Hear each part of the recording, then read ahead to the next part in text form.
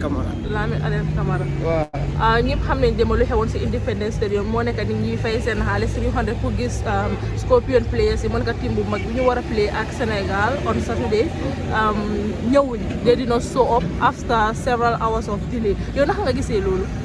waaw man loolu daal lu ma ko gisee daal I think understanding bi moo gën a moo desoon rek waaw su fekkoon ne comme si man la nekk su ma jëmi booba man I would love that the boys yi dañu waroon a génne no matter the situation is dañu waroon a ñëw jox fans yi respect because of most of the fans it has been almost 3 years gëj na ñëw gis players yi ñu ñëw di play on the ground so pour gars yi ñëw rek ñu cheer leen up jox leen loxo ñaanal leen it will be a very good move for the upcoming tournament understand waaye comme nu ko gars yi defee noonu di ma nag digga dafa ñaaw and the blame goes to everyone like especially the stakeholders yi nga xam ne ñoom ñoo ngi ko football bi starting from the ministry goes down to the players and the GFF itself because loo xam ne la mënoon naa saafara no matter what the situation is because da ngaa respect fans yi démb 90% of the people ñu fa ñëw all those people are football lovers and most of them are young ñeneen ñi seen lunch lañ tajale sax you know ñeneen ñi gis naa leen fa sax am ñoo xam ne dañ tooj ñëw to attend those events just to see the players you know so foog naa ne loo xam ne la daal is a big mistake and then pour rectify ko nag ñu gën a yokk a ñaan rek waaye dafa ñaaw torop yow foogoon nga ne at the first point sa moo nekk ndax gars waroon na ñëw charge Gambians yi pour dem seetaan seen own players pour cheering up do you think it was a good idea? Yeah, it's a good idea because soo ko seetloo xam nga fundraising la ko gars yi bëggoon a defee like the NCCA ñoo xam ne ñoo ko coordinate moo nekk ñoom ñoo nekk di raise fund for the upcoming events yi so ñoom dañ ko def pour raise a fund waaye obviously dafa toon ni wrong way bi nga xam ne xam nga rek ñëpp dañ ko gisee something like ne mënoon naa nekk free waaye su fekkoon ne tamit jaral na la because ñu fa ñëw yëpp daf leen ko jaral loolu Gambians yi dañ ko war a understand 90% of the people ñi nga xam ne dañ show up ñëw fay seen xaalis ñaa ngi jógee long way ñi Brufut ñi jógee am na groupe moo fa gis ñooñu si lu gaay wax ñu ne ñoom ñu ngi jógee all the way from Basse so xam nga loolu is love only love rek ñu ne oli man ndingol ka fañaami rek kanoo man naa juujanke la kanoo ko le min diyaate so 90% of the people mil naata yela ko ɗo bondi ka jow kaje ko de attend the training it's just love you know football o mu jarabol. Yeah, so you were there? Yeah, I was part of them. I'm a 100% fan. I only support Gambian football. Starting from the Nawetan to the GFF leagues, zonals, the female league, that's the only thing I watch. I don't go to any video club. If you see me in a video club, those are only Gambia is playing. So that's my take. How do you see the clash between the PIU officers and the supporters? Because they were angry, you know, and they clashed with the Gambia Football Federation officials. That led to the clash of the PIU officers and then the... Well, it's not a clash. A clash because the PIU officers, that's the thing they should supposed to do. Because at that juncture, you're burning for the men. Understand? So the only thing they can do what to ease the pressure. That's why they use what they have to calm down the situation. That is the tear gas. That's the tear gas. Even me, I was affected. You know, sahat na for small body tournament. You know, why ham get Gambia and you ko jara. Then you got def tamit. It was not their will.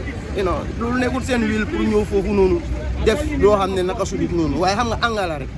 When anger comes, sometimes it goes in the wrong way. And then the information bit tamit it was not nice because ñi si kaw getting calls from their own players because 90% of the players is arranging a ticket pour seen fans and seen family members ñoo seet so why at the end of the day ñoom ñoo leen nekk di call ne leen wane waaw no we not show up in the training understand so these are some of the things yi nga xam ne xam nga dafa yëngal ñeneen ñi xam. Okay, so we all anticipating the Gambia versus the Senegal. Who are you going in for? For the Gambia, our homeland, 100%. Yeah. Do you think Gambia will win Senegal? Not only win, but we'll dominate. Dominate. Yes. How many points? Probably we'll correct the 3 points. 3 points. Yeah, with a fair goal. Okay, what message do you have for the players and Gambians at large? The only message I have for the Gambians, let them pray for the boys.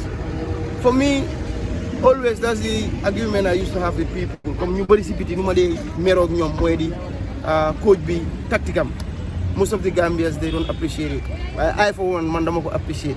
Man since day one buñ ko joxé di national team moy di game against Algeria. I went to his training anakala dem naa si bu mu defee first training am bi maa ngi fa woon bu mu demee si naka lañ ko waxaatee free up am bi si free up session am bi bu ma gisee mu tëj field bi 10 meters both sides of the field daf ko tëj 10 meters because of lan la lu mu ko defee is very vital. Most of the Gambians they don't know it because of Gambians footballers in the outside world lu ñu leen di gën a sonal. They don't have ample time to play. Time when they play is very minimal. Some will play only 60 minutes, some will play only 40 minutes. Understand? So in that note, it's very difficult to dominate Gambia in the first 15 minutes of every game. Possible, sir, because most of our players are gifted. Send talent, for Gambia, they could have a very academy, they could have very lenen, no. Understand? So on that note, those talent do ko dominate. Danko nangu o nga bañ. So ñun loolu lañu yàlla nekk di jàppale ci football. Why when it comes to real world of football, Gambia doesn't deserve even to kick a ball. Suñu waxee dëgg ci kaw dëgg rek, deserve ñu sax pour kick ball. Understand? Why for Tom Samfe man dama ko jox recommendation because he come with his own plans. Paul Put bu mu fi nekkee dafa am goal own plan am bu mu daan ñëwee team. Te Paul Put time boobu noonu we only play long balls. The strikers and turn and face the goal. Right? Kii dafa make sure ne mu seal boppam.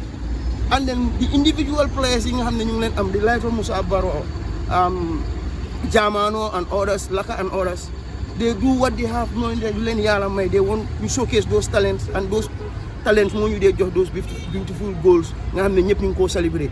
So for me, Tom Samfe and his team, I recommend ne hamga luñ defal Gambia rek maybe doyut ñeneen waaye man as an individual nga xam ne dama dee football football xam naa ne man doy na ma and I appreciate it.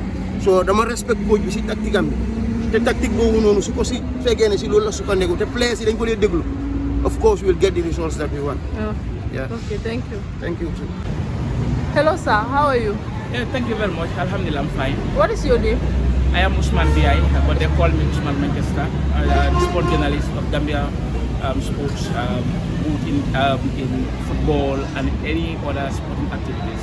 Okay, so then it's obvious that you already know what happened yesterday. Exactly. Can you give us your opinion regarding it? Well, thank you very much for this interview. Just to express my disappointment with regards to what happened yesterday at the Independence Stadium, where fans came and then buy their tickets to come and then watch their fellow Gambians, more especially Gambian football national team, to have a training session before going to Africus, where they are to take part in the African Cup of Nations. But what happened was just to tell you that it is a lot of problems that we are facing before we go to Africus. First one is the reason why the players did not come out to take part in the training session was they don't receive their bonus. If I said bonus in football, you have what we call match bonus, and also we have what we call qualification bonus. So yesterday what happened was, according to the report that we got, the players did not show up for the training session because they don't get their qualification bonus. After qualifying your country to the national international competition, there's a bonus especially for the players, and this is what they don't have. So that's the reason why they don't come out to take part in the training session.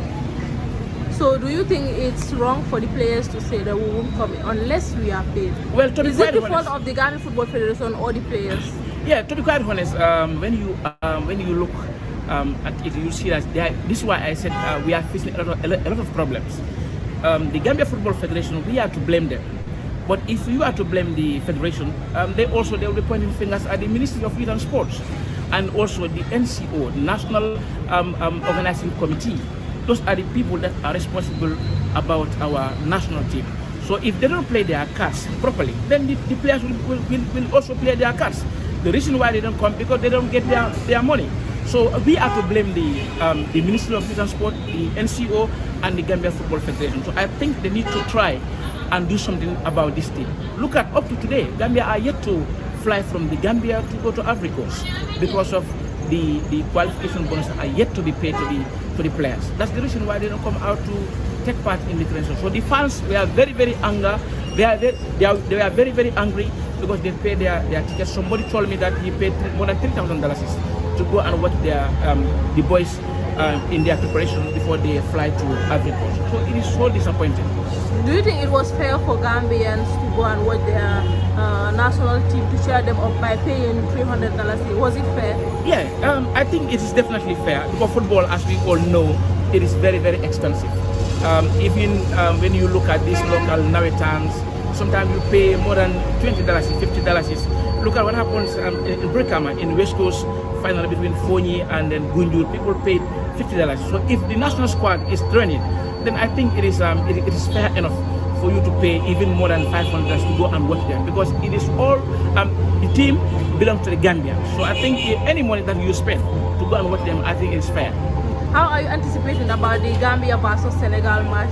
Well, it's going to be a tough game. I have a very, very strong relationship with the Senegalese, more especially Sadio Mane and others.